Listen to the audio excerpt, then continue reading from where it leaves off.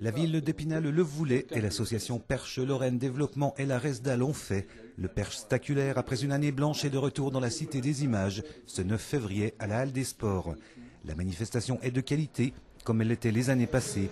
On se souvient notamment de la présence de Jean Galfione, de celle de Romain Ménil qui avait effacé une barre à 5,75 m, ou encore d'Elisabeth Ribeiro Tavares qui, avec 4,32 m, établissait le record du Portugal. Les femmes, justement, on y vient. Elles voleraient presque cette année la vedette à leurs homologues masculins. Très beau concours chez les filles, très très dense, je pense le meilleur concours en termes de qualité qu'on ait pu voir sur une étape du Perche Elite Tour depuis sa création, donc depuis 6 ou 7 ans maintenant, avec notamment la meilleure française tout temps, puisque la recordwoman de France, Vanessa Boslac, sera présente.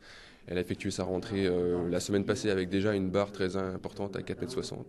Donc on s'attend éventuellement à un record de France. Et puis derrière, quelques Allemandes, Autrichiennes, Portugaises et meilleures Françaises pour lui donner la réplique. Belle présence également chez les hommes avec un plateau international et à souligner la présence du Français Jérôme Clavier qui vient de battre son record personnel lors de la précédente étape du Perche Elite Tour en franchissant 5,80 m à Limoges. Bref, le spectacle sera au rendez-vous, même s'il faut bien le souligner, les athlètes ne seront pas là que pour cela.